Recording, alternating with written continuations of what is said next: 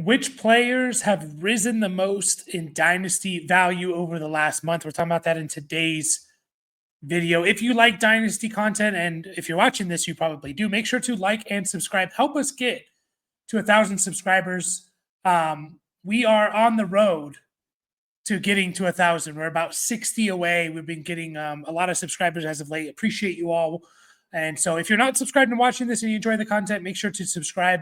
If you've never seen these videos before, I put these out about the beginning of every single month of the year. It's Dynasty Risers followed up by Dynasty Fallers. Now, I decided to wait till after week 18. It is Monday, January 6th when recording this. And so I wanted to wait until after the season officially ended to kind of get, just in case something happened that weekend. But we're talking about Dynasty Risers in today's videos. Who has risen the most in value according to keeptradecut? Now, keeptradecut is not it's not the perfect tool, right? It's not the be all end all, but it gives you a good idea of the market and how the market is moving. And I think that's so important in Dynasty is kind of knowing how the market is moving, especially during the offseason, because it's less evident and there's not as much action happening, but movements still happen for whatever reason. So make sure to watch these videos throughout the year. And we're starting off with quarterbacks. Not a whole lot of movement at quarterbacks like there really isn't ever, especially near the top in the top 24 or so. You don't get a whole lot of movement. Bryce Young moving up from QB 23 to QB 20 over the last 30 days is significant. And so I think it's interesting. And the theme of this video, a lot of it is going to be like, I think we need to practice patience a little bit. We need to practice a little bit more patience. And that's kind of what Dynasty football is supposed to be about a little bit.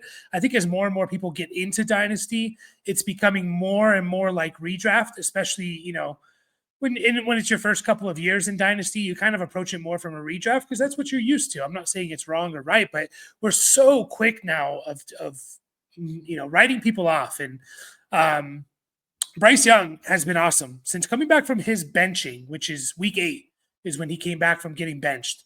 His 17-game pace is almost 3,600 passing yards, 26 touchdowns, 10 interceptions, 380 rushing yards, 9 rushing touchdowns. Now, I don't think he's going to rush for 10 touchdowns in a season, but he has rushed for a lot of touchdowns since coming back, and he's just rushed more since coming back. All that rushing production, he wasn't really running the ball last year. He wasn't really running the ball to start off this year.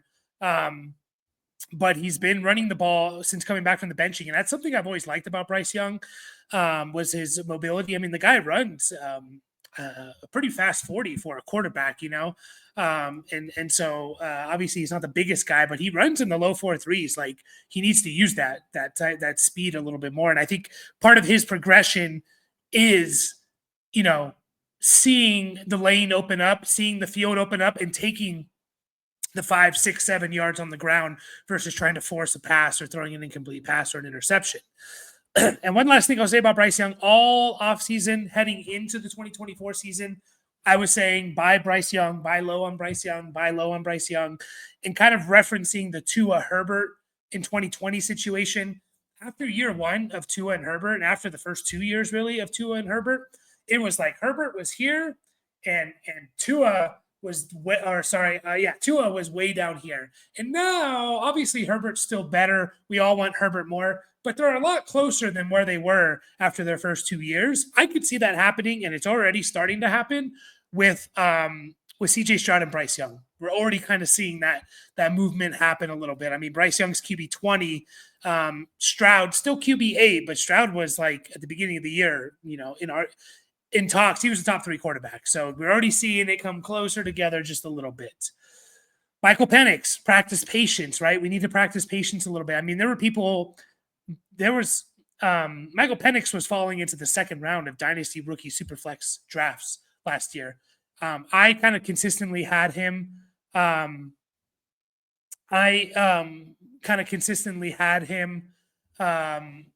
In that late first round, even though there was the potential. I think the biggest thing was like, when's he going to start? He's old. He's already 24 years old, blah, blah, blah. And I think it just teaches us like, we don't know what's going to happen. The NFL changes so much from week to week, month to month, year to year.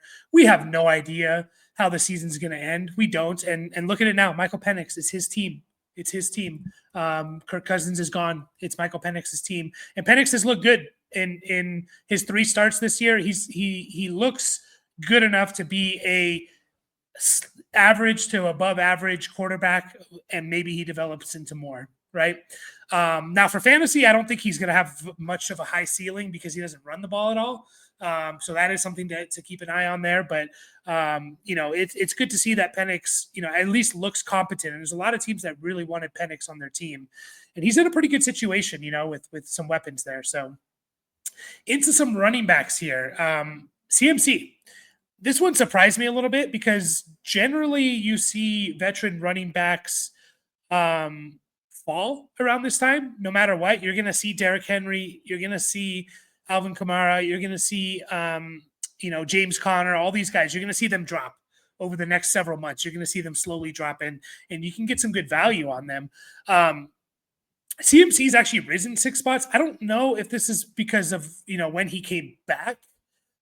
If that's why he started rising or something, but he's been out for a couple of weeks. You would think that it would kind of even out, right? I don't know. What I'll say about Christian McCaffrey, I still think he can be really, really good next year. One of the big topics of the season or of going into this coming season is where does he go in redraft?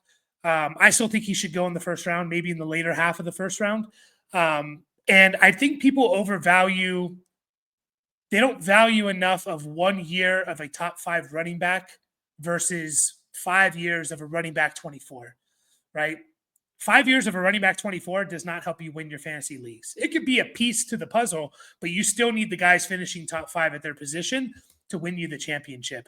I'll take 1 year of a top 5 running back versus 4 years of a running back 24. That's just the reality of it. It's just the reality of it. So, I still think Christian McCaffrey can be very, very good. We saw this year. I know he's getting a little bit older. I believe CMC will be 29 going into next year.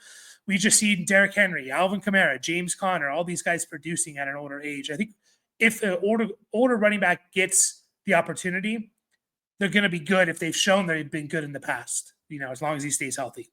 Chuba Hubbard here, coming in from RB22 to RB14. Chuba Hubbard was awesome this year, man. He was awesome this year. He was another guy that I was kind of saying, more for redraft. Like, you should be drafting this guy because, like, Jonathan Brooks at best is coming back like mid to late October, and he didn't really come back until the end of November. And then obviously tore his ACL again.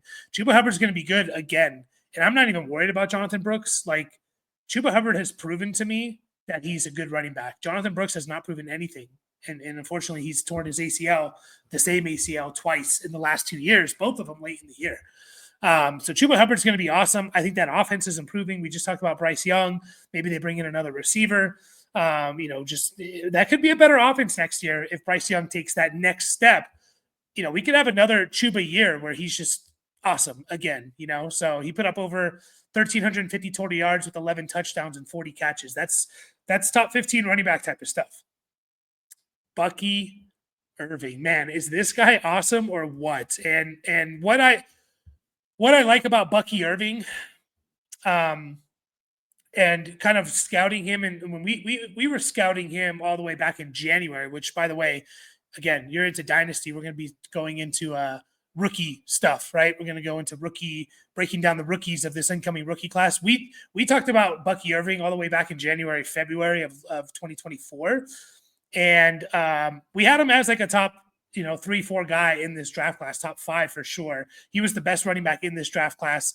He's just awesome, man. And really the only knock when you watch his tape and stuff like that, you see his production at Oregon.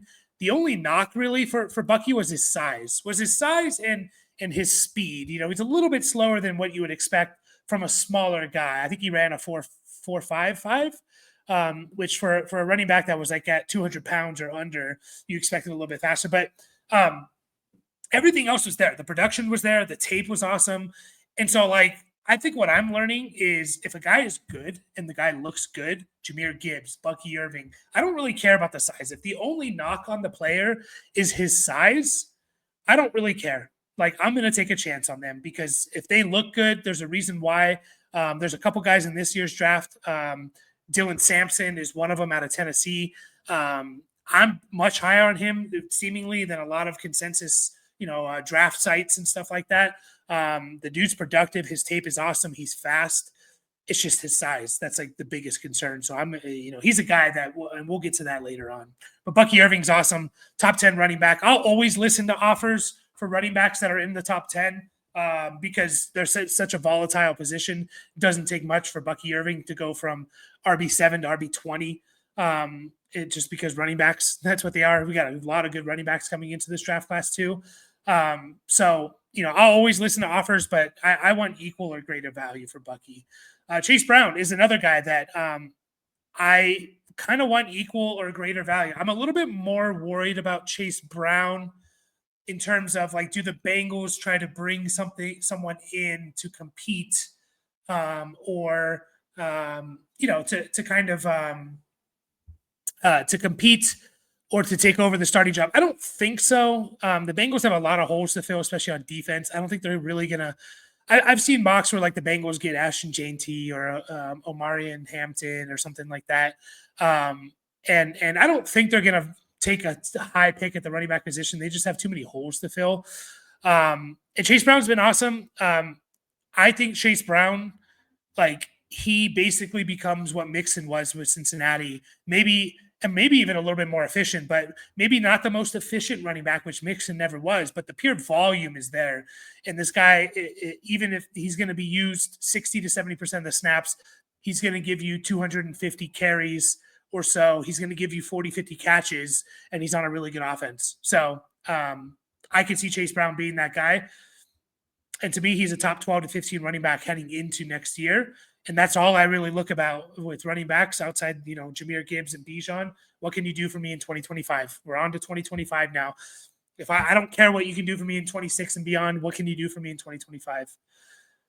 Zach Charbonnet from 33 to 21. I don't know how to feel about Zach Charbonnet and just not about him in general, but the whole situation of Charbonnet is in. They obviously like Kenneth Walker, and whenever Kenneth Walker's there, they kind of go back to Kenneth Walker. Like you just kind of look at like the Charbonnet had those two big games when Walker got hurt week 14, 15. Walker comes back and Charbonnet plays 22% of the snaps, has 1 carry and 2 catches. Like it's kind of like the Alexander Madison, Dalvin Cook situation when Dalvin Cook would always leave the game or miss a game or two. Madison comes in, looks awesome. Oh, are they going to use Madison a little bit more? Nope. Right. So I don't really know how I feel about Charbonnet. I would probably be fine, like getting equal value for him. Like if someone's going to pay top 20 running back value for him, I'm going to sell him most likely. Maybe that might be the bad move, but I just feel like if I put my investment into a little bit safer of a stock, right, in terms of like a pick, that pick is only going to go up in value, whereas Charbonnet could potentially go down in value. I'd be okay with selling Charbonnet, getting equal or greater value, of course. And then Tajay Spears, the last running back here, kind of another one where like I'm okay getting whatever value, the equal value for Tajay Spears. I know he had a good little stretch there to kind of end the year. They obviously like Pollard a lot. Pollard was their guy when he was healthy. And Charbonnet really didn't do anything as long as like Pollard was healthy. And so, Pollard's still going to be on that team. They can't really get out of that contract, or they shouldn't until 2020, after the 2025 season. So I don't really have much expectations for Tajay Spears. It's not a great offense. They're probably going to have a rookie quarterback in there. Which, you're going to have struggles of a rookie quarterback most likely. And I don't really want the RB2 on a bad offense. Like, obviously I want to roster him, but like, I don't want to bank on him, RB 33, that's getting into like starting running back territory. I don't want to bank on him being a part of my lineup, sitting here on January 6, 2025. Into some wide receivers. Actually, we're going to start with BTJ here. BTJ. Holy crap. I don't think even the biggest BTJ fans, I don't think they expected this from BTJ year one. The entire season, the guy was awesome the entire year. It wasn't, it wasn't an Xavier Worthy 7-game stretch or something. It was the entire year that Brian Thomas Jr. was a stud, and he did a lot of it with Mac Jones as his quarterback, a decent amount of it. Brian Thomas Jr. finishes the year as the wide receiver 4 in total points, the wide receiver 12 in points per game. So he's more like a low-end wide receiver 1 in points per game. His finish to his season was amazing in PPR. 18.7, 16.6, 32.5, 28.2, 23.9, 17.3. That was from week 13 onwards after their bye. One thing I will say, and this is not like a knock on BTJ at all, but, Christian Kirk, Evan Ingram, we'll see if he's there. Christian Kirk, Gabe Davis, those guys being there is probably going to take some targets away from him. Should it? I don't know, but it probably will, just a little bit. It's more like I don't expect him to go just 10, 12, 14, 13, 10, 11. That's what he averaged the last 6 weeks of the season. Those were his targets the last week of the season. Like, we're talking about the guy had like 70 targets in 6 games. We don't normally see that type of stuff. That's like 200 targets on the season. So I don't know if we're going to get that quite type of production.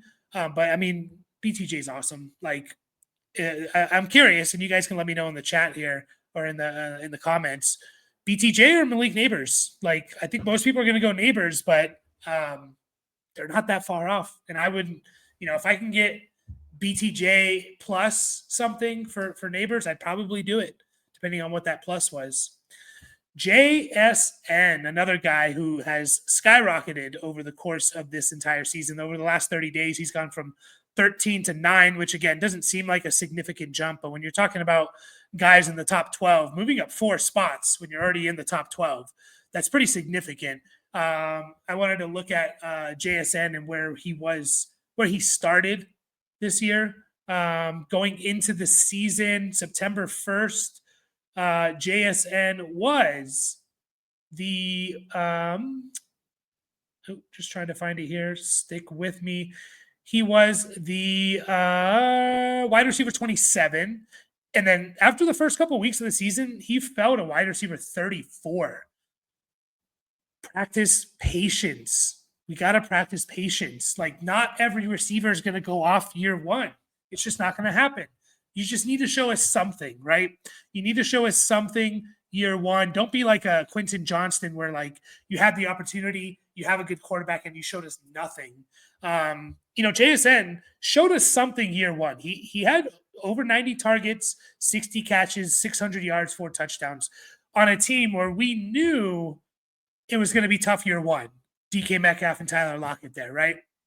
And so just think of the path of JSN. It's gone from the clear-cut number 1 receiver in that draft, going to a team where we kind of figured year one was going to be tough, at least showed us something. He showed us an ability to earn targets year one, comes out and he gives you 140 targets, 100 catches, and 1,100 yards, right? JSN's awesome, man. He's awesome. I think he belongs as a top 12 wide receiver in Dynasty. I think he's kind of taken over that team. He's still pretty young. He'll be 23 going into this next year still. And he had a really good season, especially for PPR. Jordan Addison from 26 to 19. Actually, we have 2 guys here that are very similar. In Jordan Addison, I didn't change the name. It's supposed to be Jamison Williams there. So Jordan Addison and Jamison Williams, as you can see from the picture. Jordan Addison from 26 to 19. Jamison Williams from 31 to 23. Both these guys are very, very similar to me in that I think they belong right here. I think they're obviously never going to be the number 1 target on their team as long as the number 1 targets, Amon-Ra and Justin Jefferson, stay healthy. They're also on good offenses, but they're not on offenses that really necessarily funnel to just 2 guys, right? Like the Lions with their run game, with Sam Laporta, with other guys on the team. It's not just funneled between JMO and Amon-Ra as much as we want it to be. And even the Vikings, Jalen Naylor gets his catches, TJ Hawkinson gets catches, Aaron Jones gets catches. They're both similar guys. I think they're good players. They're obviously both young.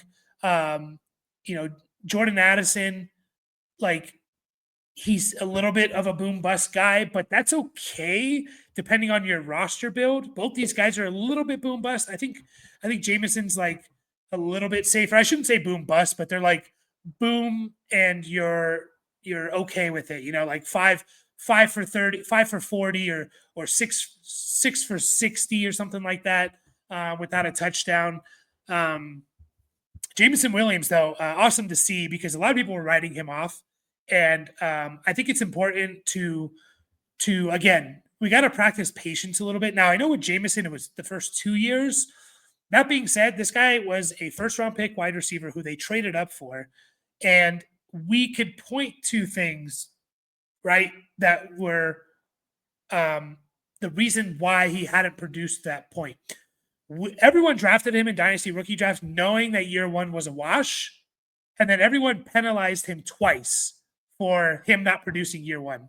They already had him down a little bit lower because he was coming off the ACL, and then he didn't produce, and then we brought him down a little bit more, even though we all told ourselves this year one's a wash. The guy tore his ACL in January, right? Year one's a wash. It's so hard. Just look at wide receivers like Amari Cooper, Deontay Johnson, and maybe there's other things going on with Deontay Johnson, but we expect, trade for this receiver. This receiver is going to be awesome if you trade for him. They go to these new teams. It's really hard to just step into a completely new offense as a wide receiver, a completely new offense, and just be good. It takes time.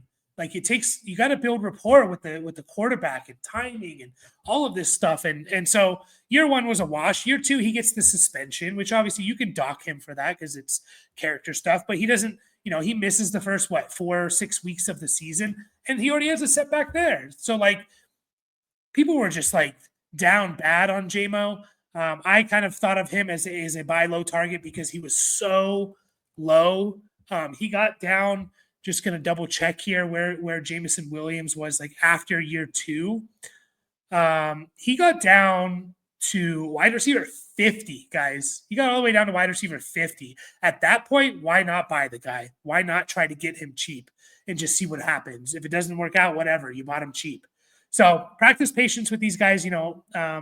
Both these guys are very similar players, in my opinion. I think they deserve to be here. Could they take another step? Sure. But they are going to be limited as long as, Justin Jefferson and Amon-Ra, St. Brown are still there. 2 more wide receivers here. Xavier Worthy from 34 to 25. Xavier Worthy from week 11 on has been awesome. I believe it's week 11. So it's the last 7 weeks of the season. Yeah, from week 11 on, his 17-game pace, Xavier Worthy's 17-game pace, is 130 targets or so. Hang on, I wrote it down right here. 134 targets, 95 catches, 950 yards receiving, and 7 touchdowns. And then also he's giving you 160 yards rushing on the ground, which is not nothing, guys. That puts him as an 1,100 total yard guy with 2 more touchdowns. So we're looking at 95 catches with 1,100 total yards and 9 touchdowns. That's his 17-game pace from what he's done over the last 7 weeks. Obviously, a little bit of a small sample size, but also remember, Rashee Rice, he kind of did the same thing last year. He was better over his second half, than what Xavier Worthy has been, especially with, scoring touchdowns and just, yards and targets in general. But Rashee Rice wasn't really Rashee Rice until about week 12. That's when he went off. Rashee Rice from week 12 on was a monster, right? In those 6 games, he had 500 of his 900 yards, 3 of his 7 touchdowns in just those 6 games. So, and you could argue that Rashee Rice had less competition last year in the receiving game than what Worthy has this year. I mean, Obviously, you had Travis Kelce. Beyond that, you had Justin Watson, MVS. Like those are the next two guys if you look at the receiving yardage. This year, at least you have guys like Hopkins, Hollywood Brown the last couple of weeks, Juju, who's a professional, receiver, plus Mecole Hardman was there. I know he's been hurt. Still guys like Watson and stuff like that. A little bit more target competition, I think, for Worthy. But Worthy's been awesome. I don't think you could really expect much more from the guy. I think people saw the speed. Oh, he's just a fast field stretcher guy. I never really thought of him that way.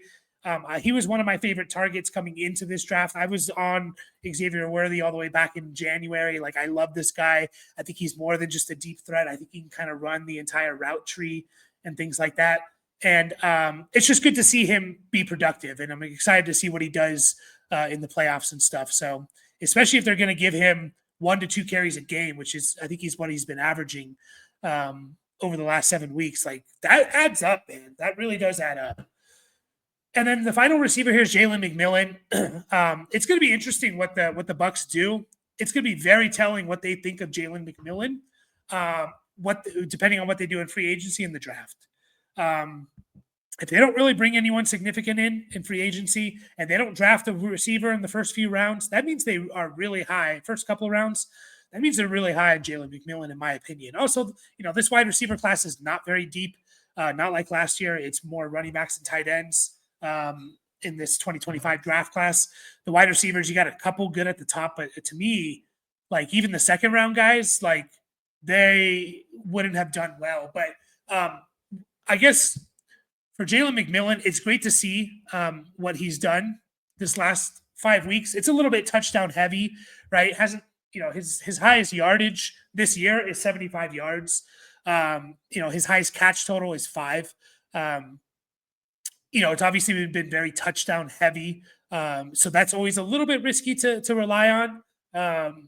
Think of like Jahan Dotson year 1 and where Jahan Dotson has gone, but it's 7 total touchdowns for Jalen McMillan over the last 5 games. So obviously a little touchdown heavy, but what I like about him is like whenever you draft these wide receivers, because most people probably drafted Jalen McMillan in round 3 of your dynasty rookie drafts. I would say maybe late round 2. And those guys are always hard. Because he was a round 3 pick as a wide receiver, which the hit rate for once you get outside of the top 2 rounds, the hit rate for those guys it's tough, right? And just all you need is like those receivers are so hard because most of them don't do anything year 1. All you need, in my opinion, I just need to see something. Give me a 3-week stretch. Give me a monster game where I can say, okay, this is why I'm holding on to you so that I don't cut you when it comes to new rookies or waiver wire moves during the offseason, right? Just think about the other guys that went in round 3 this year. What are you doing with these guys?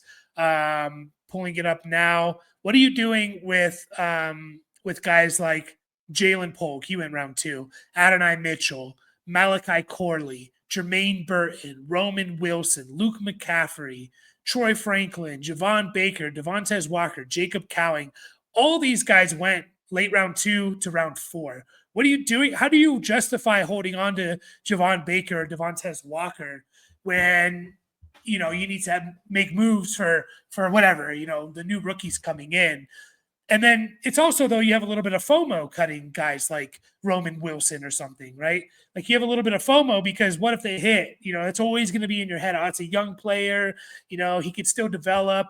And then they could hit like a Nico Collins or something, or they could just suck, right? And so like it makes it easy, I guess is my point. Thank you, Jalen McMillan, for having a good 5 weeks. I don't have to worry about you. You're not going to ever be thought of like being cut. You showed me something, unlike most guys in this late second, and third round and fourth round of this last year's draft. 2 tight ends real quick to talk about. Mark Andrews from tight end 11 to tight end 8. Remember when everyone was freaking out about Mark Andrews? And then I was kind of telling everyone, this is more for redraft. Like, don't worry. It only takes a couple of weeks and then he's back as like a top 7 guy. He finishes the tight end 6. I think he was the tight end 4 from week 6 onward. he averaged, a decent amount of points. I know he had back-to-back goose eggs, and everyone thought he was a left tackle or whatever. It doesn't take much for you to be like a top 7 tight end. I think after so he started off in PPR, I believe. Yeah, PPR. 3.4, 9.1, 0, 0, 9.5. That was his first 5 weeks.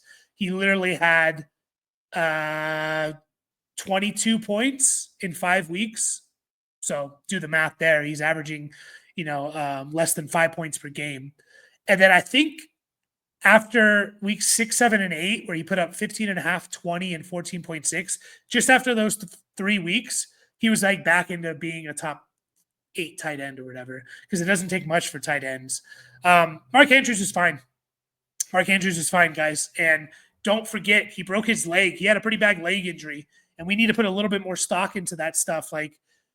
Broken legs are not necessarily easy to come back from, especially if they're significant. Think of Tony Pollard in 2023, breaking his leg in 2022. Think of Tank Dell this year. Before he got the knee injury, he broke his leg late in his rookie year, and he didn't look right this year, Tank Dell. So Andrews is fine, in my opinion. He's still Lamar's guy, especially in the red zone. So, and then Brenton Strange. I actually had one more, and I think I forgot to add here, but I'll just talk about him. Brenton Strange from tight end 35 to 23. I don't really care too much about Brenton Strange. Even if Evan Ingram is not on this team, which, by the way, what is Evan Ingram's contract situation? I think the biggest thing with these guys, though, is you're getting a new coach in there, and they're going to bring in the guys that they want to bring in. They have a potential out for for Evan Ingram, which I assume they're going to get out of his contract. They don't want to spend $20 million on him. So there's a spot for Brenton Strange to do something, but there's also find out who the head coach is going to be, and then look at the free agents from the team that they're coming from, and I guarantee you 1 or 2 guys from that team is going to come. So let's just say it's Ben Johnson. If it's Ben Johnson from Detroit, they don't have any players that are free agents, but they're going to bring in their own guys. Basically, is what we're getting at here.